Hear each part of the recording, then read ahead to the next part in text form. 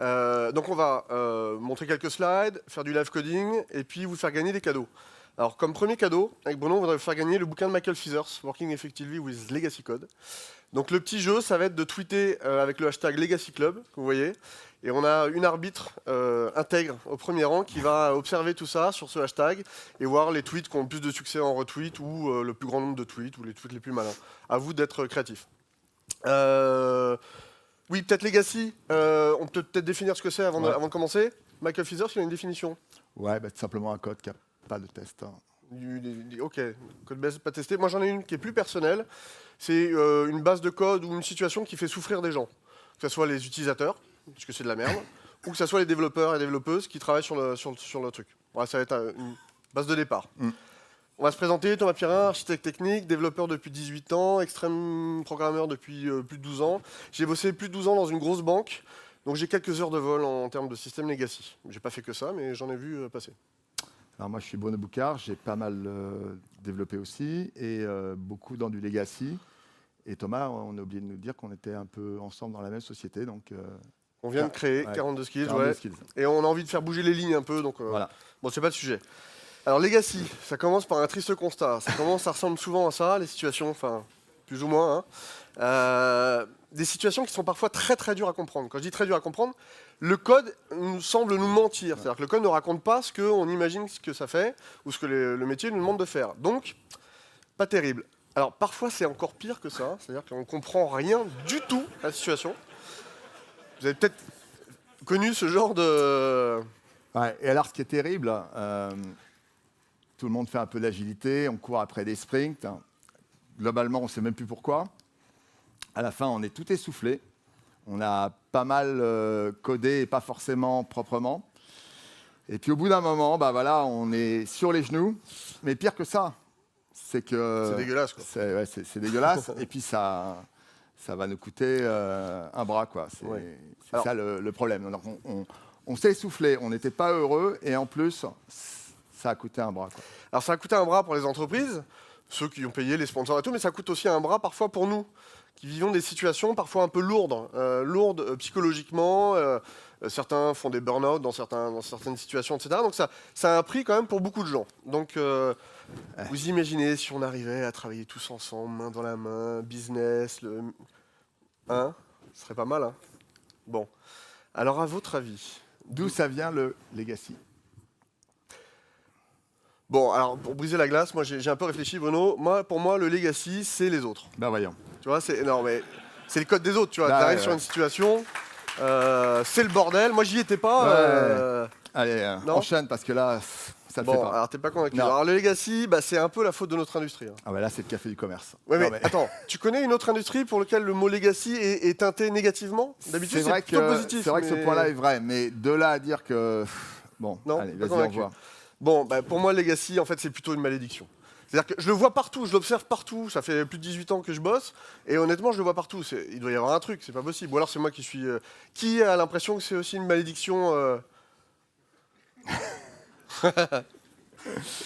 Bon. Alors d'après vous, d'où vient le legacy? Les autres. Les autres. Ouais. Vous voyez toujours pas? Pas mal. De nous tous. Alors, le legacy, c'est vous. Hein. Enfin, c'est vous et puis c'est nous. C'est nous tous et toutes autour de cette situation, effectivement. Alors, le legacy, c'est comme quand on a une cuisine dans cet état et puis qu'on continue à faire la bouffe. Ça nous choquerait, mais nous, on le fait au boulot, quoi. C'est-à-dire que, bon... Et tous les jours. Et puis, c'est quand on a arrêté de réfléchir et qu'on fait des trucs automatiquement, de manière sans se poser plus de questions que ça, un peu comme les Shadok pour les plus anciens d'entre nous. Donc le legacy, oui, c'est nous tous, et puis c'est le code, et puis nous autour. C'est ça le legacy, avec une situation un peu, c'est un système, c'est un ensemble de gens et de on code. ne sait même plus pourquoi on fait. C'est pour ça qu'on met les Shadok qui pompent, ça fait quoi. Ouais, c'est comme dans Lost, là, la personne qui appuie toutes les 50 minutes, je crois, au cas où, juste au cas où. Parfois, on a des situations comme ça où... on l'a tous vécu, j'ai l'impression, parce que je vois des... Ok, alors le contexte. Alors le contexte, c'est un peu honteux quand même, parce que ça fait quelques années que le logiciel mange le monde. Marc Andreessen avait dit ça il y a quelques temps. Pensez pas qu'il serait temps pour nous un peu de changer de posture et de passer à autre chose, quoi. Vraiment de passer d'une posture de simple exécutant, parfois, trop souvent, à quelque chose d'un peu plus enrichissant et puis apporter plus de valeur. Alors, est-ce que vous êtes prêts à nous suivre pendant cette petite trentaine de minutes qui va nous rester? On va diviser en 3 chapitres. Ouais, alors le premier chapitre, ça va être plutôt la culture. Alors ça paraît étrange de parler de culture quand on est dans une conférence de développement, mais nous, on reste convaincus que c'est un point clé pour changer un petit peu d'attitude et finalement évoluer vers une posture un peu C'est différente. un point clé. Alors, moi, il y a un bouquin qui m'a pas mal secoué, c'est le bouquin Sapiens. Et dans ce bouquin-là, on nous raconte qu'il y a une période, la période des chasseurs-cueilleurs. C'est des petits groupes qui, vous le savez sans doute, qui se déplaçaient pour trouver de la nourriture. Mais ce qu'on sait moins, c'est que leur organisation était vraiment collaborative. Et que, par exemple, les enfants étaient élevés par tout le groupe et qu'on se partageait toutes les tâches. Bien évidemment, quand on a commencé à avoir la découverte des outils, qu'on a cherché de la productivité, bah là, des pouvoirs s'est créé et la situation s'est gâtée. Alors, pourquoi ça tourne pas rond? C'est-à-dire qu'on est des animaux profondément sociaux. On est des situations dans lesquelles la communication, elle est en panne, quoi, dans certains projets informatiques. Alors, effectivement, on peut constater dans certains projets, moi je suis coach de développeurs, donc tous les jours je suis avec des développeurs, et je leur pose parfois la question, à quoi sert l'application? Je sais pas. J'ai pas vu l'utilisateur de ma vie, donc la perte de sens, ça vient de là, quoi. C'est que la pauvre personne, elle a du mal à se projeter. Avec des proxys pour, Donc, entre nous, le développeur, voilà, et puis, donc le métier. perte c'est de vrai sens, que- perte de motivation. Donc s'il n'y a pas de communication, ça va de pair. Enfin, et finalement, on aime bien cette métaphore. C'est comme un radar sans écho. Sans feedback, comment ça va où aller? Franchement, c'est chaud, hein. Alors on essaye, hein, on a des propositions, parce qu'on est créatif dans le métier, mais bon. Alors première étape, c'est le réveil. C'est se réveiller soi, et puis réveiller les autres autour de soi aussi. Donc restaurer le lien avec le métier, c'est d'essayer d'avoir le plus d'interactions possible avec celui-ci. Alors c'est vrai que c'est compliqué, et c'est parfois très difficile. Premier boulot comme développeur, c'est Jérémy Grodinski qui raconte ça, c'est comprendre le domaine qu'on va coder. Moi j'ai vu trop souvent des situations où ça passait à la trappe, où on préférait foutre des stacks techno et faire des choses comme ça, plutôt que de comprendre vraiment le métier, de se plonger dedans. Comprendre, c'est se mettre aussi à la place de l'autre, donc c'est faire preuve d'empathie. Donc ça, c'est quelque chose qui est assez difficile à... Alors, il paraît qu'il y a un pays dans lequel Ouais. ils apprennent ça à l'école. Dans le Nord, ouais. Je ne sais plus si c'est en Islande ou en Suède, je ne sais plus. Enfin, Ouais. ils apprennent ça à l'école. Donc, vraisemblablement, l'empathie, ça peut aussi s'apprendre. Ça veut dire qu'on peut tous le travailler, tous et tous. Alors, si l'autre veut pas, alors, moi j'ai envie de parler au métier, et puis finalement, je ne suis pas invité aux réunions, il y a déjà trop de monde, il y a un embouteillage, machin, comment on fait? Ou alors parfois pire, on a des business analysts qui sont censés être les experts du domaine avec lesquels on est en interaction, et puis ils veulent pas collaborer, ils ont autre chose à foutre que d'aller parler avec les techos, machin. Alors moi, il y a une phrase de Alberto Brandolini que j'aime bien, qui est la suivante, et qui m'a vraiment sorti de situation, c'est en gros... dire à ces personnes-là qui n'ont pas envie de travailler avec vous, attention, il ne faut pas vous tromper, c'est la compréhension des développeurs qui va partir en prod. C'est pas ce que vous savez déjà. Avec cette phrase-là, un peu sous forme de punchline, placée au bon moment, ça peut arriver à faire débloquer 2-3 situations. Et moi, je sais que j'ai réussi à réveiller quelques billets pour être plus collaboratif et plus constructif. Alors, il y a plein de façons de faire pour interagir, comprendre, creuser. Il y a un exercice qu'on aime bien, c'est l'event storming. Qui connaît l'event storming dans la salle? Donc 30% à peu près, l'event storming, c'est en gros, c'est un événement où on va collaborer avec le métier et on ne va pas parler technique. On va parler que du métier. Debout. Donc debout sur une grande surface plane. Alors on va faire des post-it. Alors pour une fois, les post-it vont être utiles. Et on va écrire des événements métiers. Et donc on va itérer là-dessus et on va parler que métier. Le premier qui parle d'une base de données, d'une stack, machin, il sort 5 minutes, puis il reviendra après s'il veut. Mais voilà, on essaie de se focaliser, à se concentrer sur le métier. Ça, c'est un truc qui est assez efficace. Alberto Brandolini en parle beaucoup. Donc, l'important, effectivement, c'est d'avoir des bonnes conversations. Les conversations, c'est clé, parce que les conversations, un petit peu à l'instar des premiers Homo sapiens, c'est de se discuter avec des choses concrètes. Quand on parle, on ne met pas trop d'abstrait. Et l'être humain comprend mieux les exemples. quelqu'un qui vous explique tout de suite un paradigme pour vous dire comment ça marche, vous allez peut-être avoir du mal à comprendre. Par contre, si on vous donne des exemples à chaque fois, vous allez bien comprendre. Et tout le monde adore abstraire. Même certains clients, certains métiers adorent abstraire. Souvent, je leur dis, non, parle-moi concrètement de ton truc. C'est mon boulot d'abstraire après. On va voir comment ça se passe. On va le faire ensemble si tu veux. Mais partons du concret. Alors, le point important, c'est d'agir sur la culture. Parce que la culture, vous savez, c'est ce qui bouffe toutes les stratégies au petit-déj le matin, c'est ce que disait Peter Drucker. Si vous n'agissez pas au niveau de la structure, très vite, ça va redevenir, vous allez faire des efforts, améliorer, changer une situation dans une équipe. Et puis quand vous n'êtes plus là, ou quand il y a du turnover, ça redevient comme avant, parce que c'est la culture de la boîte qui va s'imposer. Donc agissez sur la culture. Alors comment on fait? Une astuce pour ça, c'est de dire que nul n'est prophète en son pays. Alors que vous pouvez avoir des super idées, super propositions. Si vous faites partie des murs depuis un petit bout de temps, personne ne va vous écouter. Donc là, l'idée, c'est d'aller chercher quelqu'un de l'extérieur qui va porter votre message ou le même message, et lui, il sera entendu. Donc, un moyen de faire ça, c'est des brown bag lunch, par exemple, ou des événements le midi. Vous faites venir des gens de l'extérieur qui vont parler d'une techno, d'une façon de travailler, et ça va permettre de faire en sorte que tous les gens autour de vous vont entendre ce qu'ils n'auraient pas entendu de votre bouche, forcément, ou ça aurait été beaucoup plus compliqué. Donc ça, c'est un moyen, c'est très simple. Gratuitement, et puis ça fait un peu bouger les lignes, changer un peu les silos. Et puis quand on est un peu en asphyxie culturelle, qu'on est tous la monoculture dans une équipe de dev, c'est bien de voir comment les autres bossent et comment ils travaillent. Alors pour se changer soi, y a plusieurs choses. Je pense qu'effectivement, la curiosité, c'est la base. Mais surtout, c'est d'entraider les autres et de leur parler. Et il va se créer chez nous quelque chose où on va mieux comprendre même ce qu'on dit et finalement, on va mieux communiquer. Parler plus, ouais. Ouais. Un truc qu'on aime bien avec Bruno, c'est les goddess programming. Alors c'est plein de principes.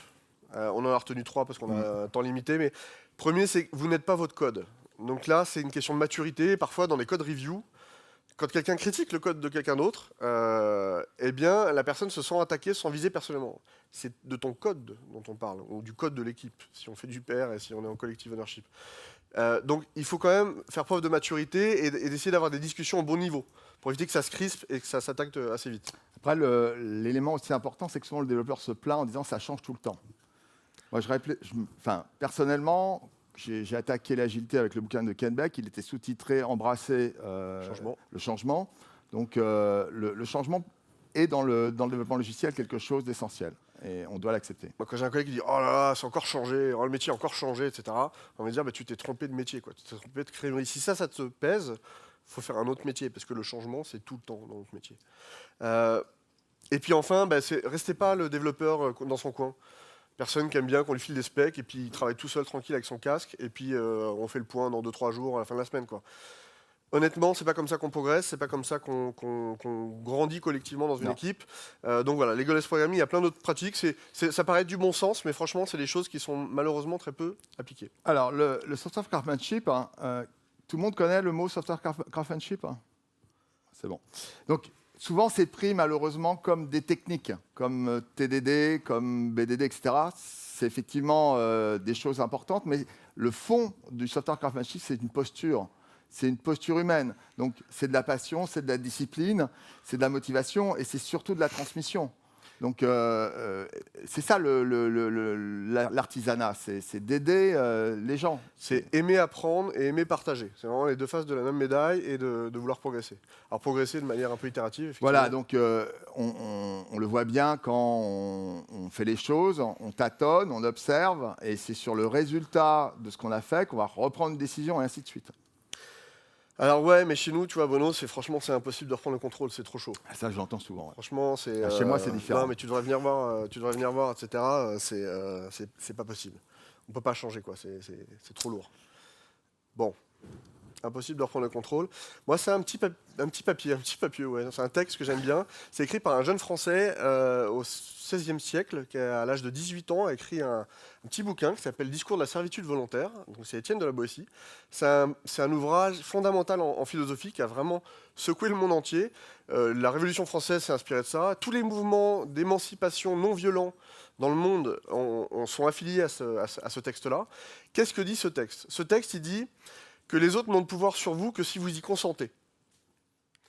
Donc ça, c'est de dire, soyez résolus de ne servir plus et vous voyez libre. Que ce soit par rapport à un petit chef, par rapport à un métier un peu tyrannique ou par rapport à une situation qui vous pèse, à partir du moment où vous acceptez de ne plus subir cette chose-là, l'autre n'a plus de pouvoir, n'a plus de force sur vous. Les tyrans sont grands parce qu'on reste à genoux. En gros, c'est ce que dit la Boétie. Ce mec-là, à 18 ans, il a écrit ce bouquin, ouais, ce texte qui a quand même été fondateur pour plein de mouvements. Je me dis, franchement, si nous, on n'arrive pas collectivement à essayer de trouver des solutions pour sortir de cette nasse où nous, développeurs, on est des simples exécutants trop souvent, voilà, je pense qu'on a des choses à faire, quoi. Alors, ça, c'était la partie culture. Voilà. Les compétences. Voilà, donc on est conscient qu'en développement, c'est pas tout d'avoir une culture, il faut aussi, à un moment, taper sur le clavier. Alors, un truc important, c'est, on a parlé de curiosité par rapport au métier. Moi, j'aime bien le DDD, on aime bien le DDD, qui est un des moyens de se concentrer et de faire en sorte qu'il y ait plus de métiers dans notre code. Exactement. Il y en a d'autres, mais ce qui est important vraiment, c'est de mettre le métier au centre de nos préoccupations, la valeur, ouais. la technique comme un moyen et pas comme une fin. Alors, si votre métier, c'est un truc hautement technologique, bien entendu, ça fait partie de votre métier. Mais pour le reste, c'est important. Parce que qu'est-ce qui se passe? Moi, j'ai vu des situations où, en gros, à force de ne pas être invité en meeting avec le business, à force d'être d'être celui qui va pas dans les meetings, eh bien, on a une sorte de blessure d'amour-propre, en quelque sorte. Et on va se protéger dans un réflexe où on va devenir super expert d'un truc purement technique. À la limite que je passe d'un projet à un autre, quel que soit le métier, je m'en fous, je pourrais réutiliser ma petite librairie, mon petit framework, mon truc de clé-valeur complètement générique, ça peut être des choux, des carottes, je m'en fous, j'utilise à chaque fois. Et donc là, on a une tendance parfois à se surspécialiser sur des sujets techniques parce qu'on a envie d'être reconnu. Donc, ok, on me dénie le fait d'être reconnu comme interlocuteur valable vis-à-vis du métier, je vais devenir un super expert. Et puis, comme ça, au moins, je pourrais me regarder dans la glace et puis les autres sauront que je suis super expert, même s'ils ne comprennent pas ce que je fais, forcément. Donc ça, c'est un piège. Moi, je l'ai vu souvent. Alors, vous connaissez peut-être la version extrême. Donc ça, c'est Monsieur Manhattan. Donc c'est l'expert beginner. C'est le mec qui, il est resté dans son silo, quoi. Il est devenu super expert dans sa techno, dans son truc. Et puis, il explique tout à tout le monde. Je ne sais pas si vous avez eu des collègues comme ça qui savent tout sur tout, qui expliquent tout à tout le monde sur comment il faut développer, les conventions de nommage, quelle techno, etc. Qui a eu des Monsieur Manhattan un peu comme ça au contact? C'est souvent des architectes qui ne codent pas. Et ils vous expliquent des choses, ils ne les font pas. Bon, bref. Donc, il va falloir reprendre un peu ces fondamentaux. Ouais, alors les fondamentaux, vous les connaissez certainement. C'est tout d'abord se rappeler les patterns de base, les design patterns, les principes solides, savoir travailler en pair programming, connaître ses shortcuts, enfin tout ce qui fait finalement que le quotidien s'automatise et on ne souffre pas avec. Oui. Il faut pouvoir concentrer sa CPU, sa tête sur des vraies problématiques métiers. Il faut que les doigts suivent. Il faut qu'on soit à l'aise avec son IDE, avec ses outils. Ouais. Bon, il faut s'entraîner. Ouais, alors, tâtez un peu vite. Si vous voulez vous entraîner, il y a la technique des katas qui permettent finalement d'avoir un exercice qui dure à peu près 1 heure et on peut le répéter plusieurs fois en ayant des approches un peu différentes. Et si on fait ça régulièrement dans le temps, on constate des vrais progrès en termes de réflexes. Pour le TDD, par exemple, il suffit de faire des petits katas pendant 6 mois, j'ai envie de dire, et ça vient assez naturellement et on peut se concentrer sur autre chose. C'est de la discipline. Ouais. Alors, sinon, vous feriez ça, vous? Alors, Bruno, tu sais que moi, je ferais pas. T'as peur, ouais. Moi, j'ai le vertige. Moi, non, je préfère me préparer, quoi. Ouais. Quand il faut faire un truc pareil, je me prépare, je me tiens prêt. Bon, avec les projets, avec le legacy, en fait, se tenir prêt, c'est mettre en place un harnais de test. Un peu comme cette personne-là qui gravit cette montagne, elle s'assure avant, quoi. Donc là, l'idée, c'est de faire la même chose. Alors, c'est se préparer, faire ce harnais test, mais aussi connaître ses adversaires. Ouais, alors nos adversaires, c'est ce qu'on appelle les code smells. C'est les trucs c'est un peu imagé, émotionnel. On leur a donné des petits noms, comme un peu le code de la route, pour pouvoir mieux les identifier, mieux les corriger. Bien évidemment, tout le monde ne connaît pas les noms, mais par contre, on connaît parfois les situations. Il y en a quand même un certain nombre, on ne va pas les énumérer. Il y en a peut-être un qu'on va vouloir illustrer, c'est... Ce serait peut-être temps de voir du code. Ouais, ok. Donc, longue méthode, ça parle à tout le monde.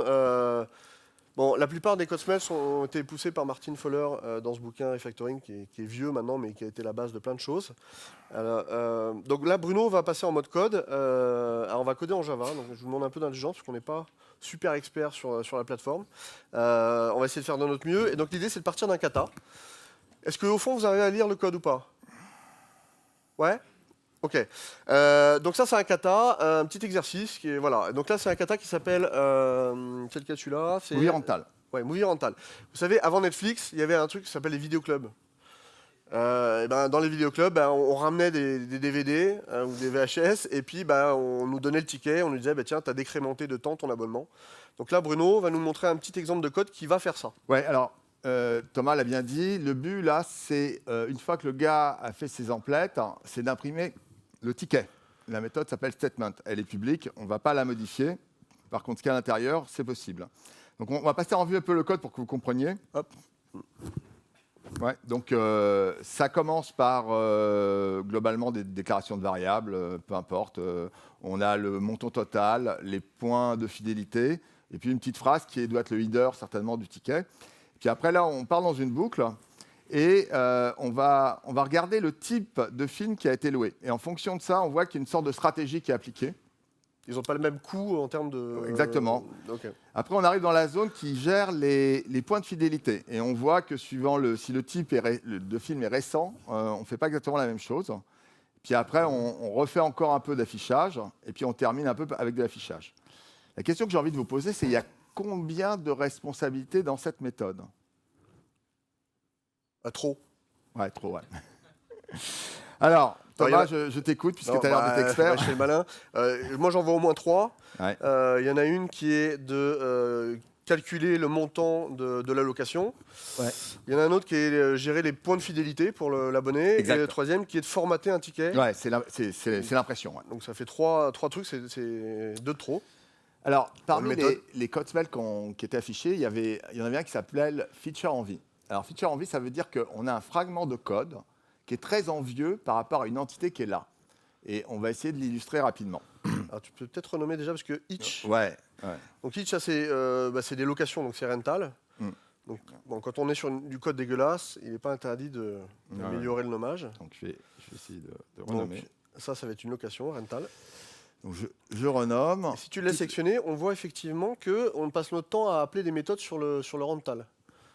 Voilà. Donc là, on passe notre temps. Donc c'est ça le feature envy.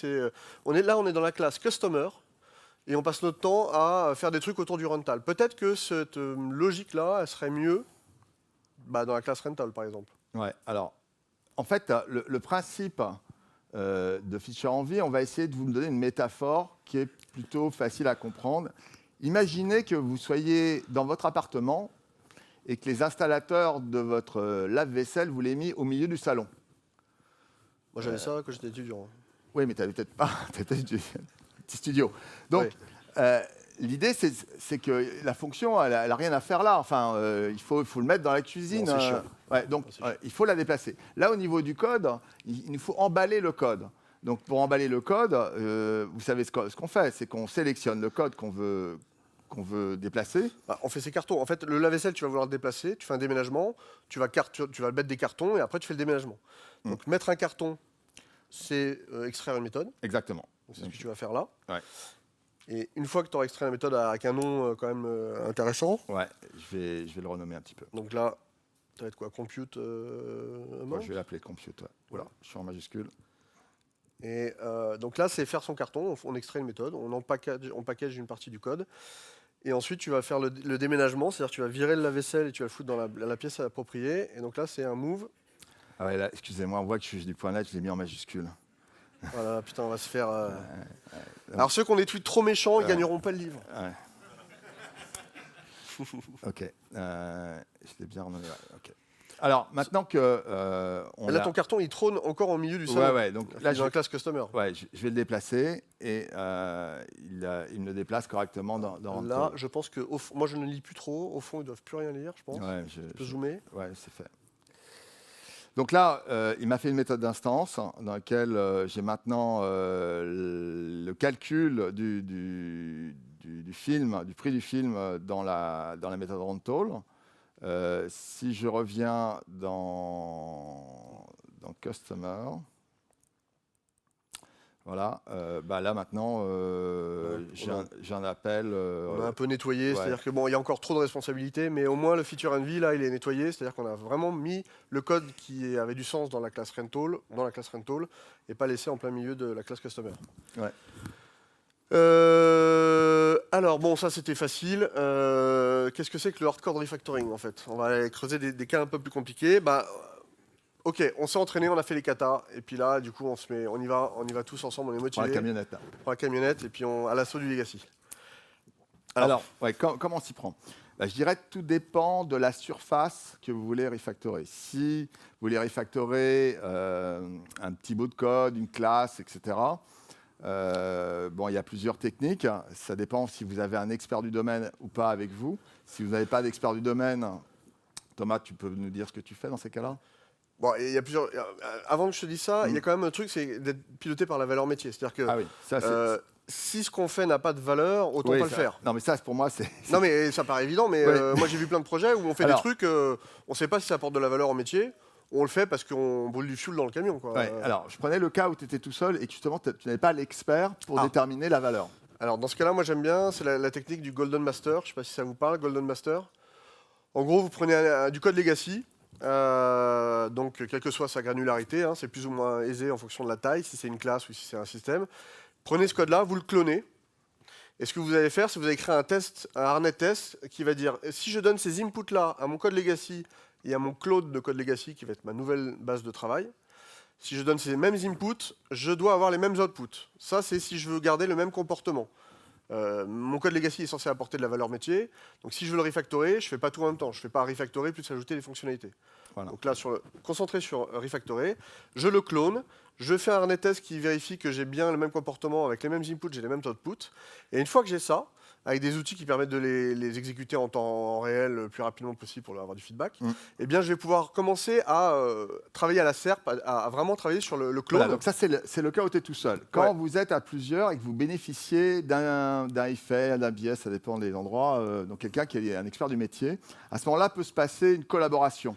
Un petit peu comme un aveugle qui serait l'expert, qui connaît les choses mais qui ne voit pas, qui ne comprend pas le code. Et vous, en pair programming, vous lui expliquez ce que vous comprenez en fonction du code. Et donc, on va faire une séance exploratoire comme ça.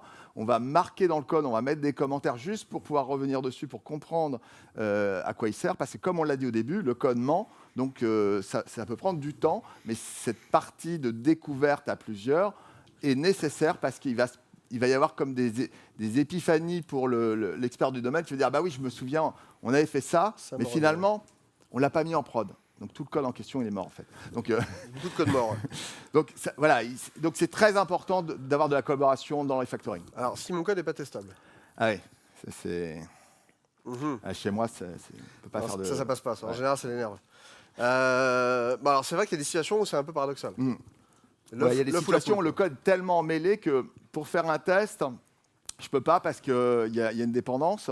Pour casser le code, je suis obligé de mettre un test. Enfin, voilà, c'est l'œuf ou la poule, je ne peux pas y arriver. La bonne posture, c'est d'y aller effectivement au début, d'ouvrir le code pour pouvoir introduire le premier test. On n'a pas le choix. Et comme on n'a pas le choix, on va prendre plein de précautions. Donc, on ne va pas modifier les interfaces publiques. On va garder un seul objectif à chaque fois. J'ai vu combien de développeurs, en voyant le code qui piquait, changer de décision et partir sur une autre décision. Et là, c'est catastrophique parce que là, on va tout casser. Je rappelle qu'à ce moment-là, on n'a pas de test. Donc, voilà, l'hyper-observation de ce qu'on fait, puis on n'a plus que le compilateur pour voir si on n'a rien cassé. Quoi. Compilateur et puis les voisins. Parce que quand on fait du PR ou du mob programming, on a plusieurs yeux sur le même bout de code, on fait moins de conneries. Mais ça, c'est une phase transitoire. C'est vraiment au tout début. C'est le début, ouais. Pour pouvoir amorcer l'écriture du harnais test. Alors, il y a surtout quelques techniques, parce que c'est vrai que parfois, on a des dépendances dans notre code legacy, appel vers un système, un service d'une autre équipe, qui est down très souvent, une base de données sur laquelle on n'a pas la main. Donc, on a un moyen, quelques techniques, on va dire, pour casser ces dépendances. Donc, là, dans le bouquin de Michael Feathers, ici, il y en a pas mal qui sont expliqués. Et là, ce qu'on va vous faire, Bruno, toi, tu vas peut-être nous montrer, avec du code, quelques-unes de ces techniques. Alors, on va repartir d'un kata, de la même façon. Cette fois-ci, ça va être le kata trip service, qui, alors en gros, il faut vous imaginer, c'est un truc à la Facebook. Donc, il y a un utilisateur qui est logué, qui est connecté, c'est presque une variable de session. Et pour cet utilisateur connecté, on va avoir une méthode qui va lui donner la liste des voyages de ses amis. On lui donne un ami. pour cet utilisateur connecté, on lui donne le nom d'un ami. Et s'ils sont vraiment amis, eh bien, on va lui donner la liste de ses voyages. Sinon, s'ils ne sont pas amis, on lui montre rien. Alors c'est cette méthode-là. Ouais, c'est la méthode Find Trips by User qui retourne la liste des voyages dans le cas où on est amis. Donc il y a au début, dans Get Trip by User, on a quoi? On récupère l'utilisateur logué. Voilà. Est-ce qu'ils sont amis? Moi, je propose qu'on regarde les tests qui ont déjà été faits pour se mettre un peu dans le bain. Ouais. Donc, il y a eu un premier test qui regardait que quand il n'y a pas d'utilisateur connecté, c'est-à-dire que dans la classe en question, il y a une espèce de service, de singleton qui retourne l'utilisateur connecté. Si personne n'est présent, ça doit lever une exception. Voilà. Okay. User not logged. Voilà. Le deuxième test, c'était de démontrer que s'ils ne sont pas amis, à ce moment-là, ils retournent une liste vide. Il n'y a pas de voyage partagé. Bon, et là, tu étais en train de bosser avant. Ouais, là, j'étais en cours. Et, sur celui-là, sur celui-là, ouais. Et là, l'idée, c'était de dire, si on est amis, et là, j'ai créé un utilisateur qui est ami avec l'utilisateur qui est connecté. Et quand je le lance, là, apparemment, enfin, je lance les tests. C'est un petit, ouais, je vais l'agrandir. Tu as une exception, tu vas l'agrandir. Voilà. Donc là, tu as une exception qui est tripdao, ouais. should not be invoked ouais, on a unit test. On a unit test. Bon, alors ça, je dis, c'est un kata. Donc le kata, il est fait pour illustrer des problèmes de la vraie vie, mais en mode pas avec toutes les dépendances. Donc là, si tu nous montres le DAO, donc la couche d'accès aux données, là, elle est un peu naïve, hein, on va dire, comme implémentation, puisqu'elle ne fait que lever cette exception. Donc là, ça illustre une dépendance vers un système sur lequel on n'a pas la main. Donc là, alors, le souci, c'est que la méthode, elle est statique. Et statique, on ne peut pas vraiment la moquer. Donc, on va utiliser une technique qui est décrite dans le bouquin de Michael Feathers, qui a toujours une double motivation. La première... Ouais, mais attends, avant ça, l'objectif plus large de ce truc-là, c'est de bypasser ce truc-là, c'est-à-dire de moquer ce bout de code. Tout à fait. C'est de supprimer cette dépendance. Peut-être que ce code fonctionnerait en production ou en intégration, mais là, localement sur la machine, ça ne tourne pas. Pour les tests, non. Voilà. Donc, ce que je disais, c'est que toutes les techniques de Michael Feathers ont deux motivations. La première, respecter votre legacy. La seconde, ouvrir le code de manière à pouvoir rendre le code testable. Donc, tu vas nous introduire une petite backdoor, en gros. Ouais, alors, je vais écrire un nom. Et c'est le nom de la technique que je vais utiliser. Je ne sais pas si vous voyez, ça c'est une méthode statique. On peut voir ça comme une grosse porte en chaîne. C'est-à-dire que le code qui appelle le tripdao, il passe par cette grosse porte un peu lourde, un peu statique. L'idée, c'est d'introduire une autre porte à côté que notre code va pouvoir employer, utiliser. Et c'est cette petite porte-là qu'on va pouvoir moquer. Je ne sais pas si ça vous parle un peu sur l'approche. De toute façon, on va le voir. Hein, mais donc c'est introduce instance delegator. Donc là, tu es en train d'introduire la petite porte. Là, c'est une méthode d'instance, et plus statique cette fois-ci. Exactement. Et pour respecter la production, je vais forwarder dessus de manière à ce que, si on l'appelle, finalement, elle appelle le legacy. Derrière la petite porte, on passe par la grande porte. Voilà. Alors, j'ai juste mis en place quelque chose, je ne l'utilise pas encore. Hein, donc, ça ne résout pas tout à fait mon problème. Ce qui est important, c'est que dans ces techniques de refactoring, il faut jamais péter la prod. Donc, l'idée, c'est toujours faire des changements, mais tout en maintenant le code existant. Donc là, on n'a pas retiré la porte en chaîne, là. On a juste fait en sorte qu'il y ait une porte, qu'il y ait une méthode d'instance qui appelle toujours le vieux code dégueulasse qui lève l'exception.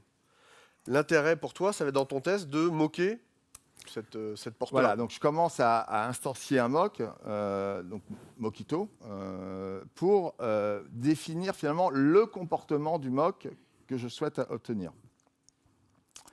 Donc là, je vais dire que c'est... configurer ton mock. Ouais, je vais quand même essayer de ramener donc, en gros, le code que j'avais déjà fait. Le mock, on va lui dire, écoute mon coco, quand on t'appelle sur la méthode retrieve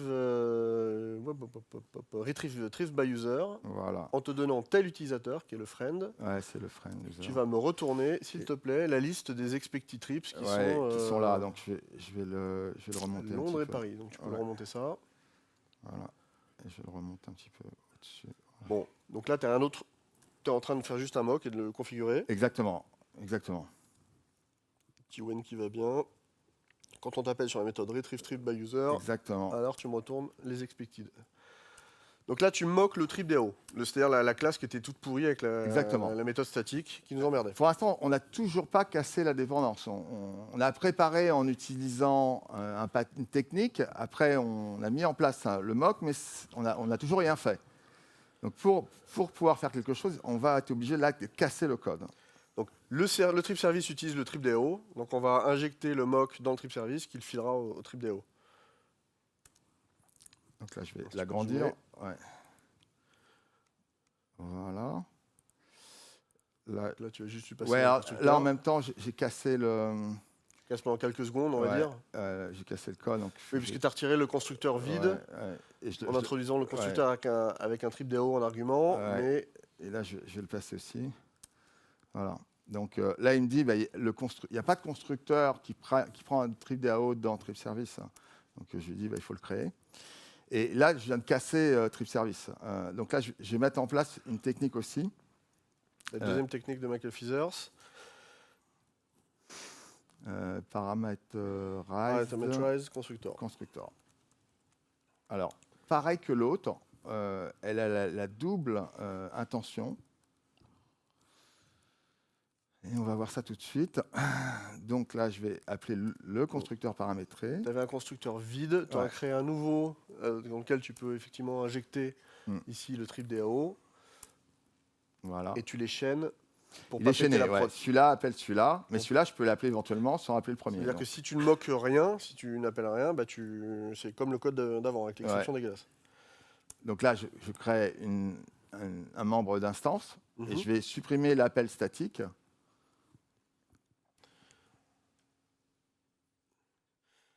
Donc là c'était l'appel le passage par la grosse porte en chaîne. Là, tu le remplaces par la variable d'instance, la méthode d'instance. Et quand je lance les tests. Si tu lances les tests, normalement. Super. OK. Donc j'ai enlevé ma dépendance. Bon, derrière ce petit exemple trivial qui est un kata, il faut voir qu'au lieu d'avoir une exception, c'était un appel à une base de données, à un service sur lequel vous n'avez pas la main. Et c'est une des techniques expliquées dans le bouquin qui vous permettent de, sans casser tout le code legacy, d'introduire des backdoors pour pouvoir rendre votre code legacy testable. Ouais. Ça doit tourner sur votre poste de développement. Alors, je vois que le temps tourne. Si c'est vraiment la merde, Bruno, puisque moi, sur mon projet, je peux te dire, si c'est vraiment la merde, on a perdu les experts du domaine, le métier ne veut pas nous parler, il y a du turnover dans l'équipe, on ne se comprend plus, bref. On peut soit tout faire péter, donc là, on appelle ça du greenfield, c'est-à-dire qu'on part sur une page blanche, et là, on va se régaler. Ouais, sauf que... On va utiliser des stacks techno géniales, on va pouvoir améliorer son CV, on va pouvoir se faire plaisir et tout. Bon, c'est pas notre argent en même temps, donc on peut le faire. Hein. Ouais. Bon, on peut soit tout faire péter, c'est ce que j'ai vu très très souvent faire, ou on peut arrêter de croire au Père Noël. Alors, arrêter de croire au Père Noël, c'est la chose suivante. Moi, ce que j'ai vu très nombreuses fois, c'est des situations où, en gros, le code legacy, c'est pénible. De toute façon, c'est peine perdue. Allez, on part sur une page blanche. En plus, on ne comprenait pas trop ce qu'ils nous racontait le code legacy. On part sur une page blanche, et puis au bout de un an et demi, ce qu'on observe, c'est que le nouveau système, OK, il utilise des nouvelles stacks techno, mais il fait à peu près la même chose que le legacy, et on commence à le torturer, à le triturer, parce qu'en fait, on redécouvre le métier. C'est-à-dire qu'au lieu d'avoir capitalisé sur ce que faisait le système legacy, la connaissance métier, ça a de l'intelligence, ça tourne en prod. Ça tourne en prod, ça apporte de la valeur normalement, sinon on ne travaillerait pas dessus. Exactement. Eh bien, ça, on le redécouvre, et en fait, on refait un legacy V2 avec des nouvelles stacks techno, quoi. Donc pour le métier, pour ceux qui payent, franchement, la valeur, elle est limitée, quoi. Donc ça, c'est une situation que j'ai vue très souvent. Alors on va faire un wrap-up comme ça pour avoir le temps de questions. Premier point, le legacy, c'est nous. C'est pas le code des autres, c'est pas ce qu'il y avait avant. On reproduit tous et toutes ces mêmes patterns, ces mêmes situations. Donc il faut qu'on se remette un peu en question et puis qu'on change collectivement, quoi. Ouais. Donc c'est aussi redonner du sens au métier. Effectivement, avec Thomas, on est persuadé que la communication est un point clé pour éviter le legacy dans l'entreprise. Qui travaille sur des projets où pas grand monde est capable de définir ce qu'est la valeur métier, à quoi ça sert, etc. Qui a déjà travaillé sur des projets comme ça où on code, hein, mais donc on n'est pas tout seul et c'est beaucoup trop. Faut que ça change, quoi. Et enfin, c'est s'entraîner. Avant de partir à l'assaut, il y a tout un tas de techniques. Il y a des codes smell qu'il faut identifier, des techniques de refactoring, des petits katas pour vous aider à travailler ça, et après être un peu plus détendu en mode pair, en mob, quand vous allez taquer Exactement. votre système legacy. L'idée, c'est de reprendre le contrôle et d'arrêter de subir. Combien de fois j'ai vu des projets dans lesquels les gens avaient le moral dans les chaussettes, qui regardaient leur pompe, qui avaient presque honte de ce qu'ils faisaient. Ils disent de toute façon, ouais, moi je prévois de faire autre chose, Sans j'en ai marre de ce compter client. les Et releases qui se terminent à pas d'heure. Et ouais, toute la souffrance, quoi, ce truc-là, à un moment donné, il faut que ça s'arrête, quoi. Un peu à l'instar de la BOSI, bah, il faut qu'on dise stop. Et donc, on est aussi responsable de notre formation, de pour qui on bosse et comment, Ouais. comment on le fait. Alors, rejoignez le Legacy Club. Alors, on a d'autres choses à faire gagner. Alors, peut-être que, Marie, tu peux nous dire qui est le gagnant pour le bouquin de Michael Feathers. Gagnant ou gagnante, hein. Rachel Horty. Rachel, tu peux Donc, venir. Rachel, tu pourras venir chercher ton bouquin. C'est un super bouquin, hein. Franchement, Ouais. il n'est pas tout jeune, mais il faut le lire calmement parce que il est assez dense. Mais par contre, c'est excellent. On a des t-shirts à faire gagner pour ceux que ça intéresse. Donc on a toutes les tailles normalement. On va vous poser 3 questions et puis si vous répondez correctement à chacune des questions, vous gagnez un t-shirt. Ouais. Ça vous va? Ouais. Première question. La première question. Le code smell la première exercice dans le movie rental, c'était quoi le problème? Comment on l'avait appelé le code smell? Ah, il l'a dit avant. Ouais. Bravo. Bon. Tu fais combien en t-shirt, hein? Bon, bah, tu viendras chercher. Ah, ok. Deuxième question. La deuxième question. La première technique que j'ai utilisée pour casser la dépendance, c'est-à-dire que j'avais une méthode statique et je ne pouvais pas la tester. Qui a dit ça? Ouais. Introduce. Introduce Delegator. Ouais. Ok, donc tu viendras chercher aussi. Et troisième et dernière question. Je vous La- propose de lever la main comme ça. Ouais, ce sera plus facile. pour derrière. Donc, la dernière technique, c'était parce que j'avais cassé l'API de Trip Service et j'avais paramétré le constructeur. Et c'est quoi le nom? Je donne la réponse. Et je l'avais en anglais. Il y a une main qui s'est levée tout de suite au fond. Ouais, ok. T'as entendu? Bon, bah ok. Bon, comme t'as levé rapidement, on va te faire confiance. Ok. Ça peut être intéressant d'avoir des questions-réponses. Il nous reste 3 minutes. Ouais. Il y a un autre truc. Avec Bruno, rejoignez-nous. On est en train de préparer, ouais. préparer un événement sur le DDD. Alors là, ça va être du DDD, du Legacy. Ouais. On secoue un peu tout ça dans la même boîte. Beaucoup de live coding. Ouais. Ça va se faire chez Microsoft, qui nous héberge dans leurs beaux locaux. Et donc, c'est gratuit. C'est une après-midi du DDD. C'est le 7 juin. Le 7 juin, c'est sur le Meetup. Inscription sur le Meetup DDD Paris, pour ceux que ça intéresserait. Événement gratuit, juste l'après-midi. Il ne reste plus qu'à vous remercier Merci beaucoup. pour votre concentration.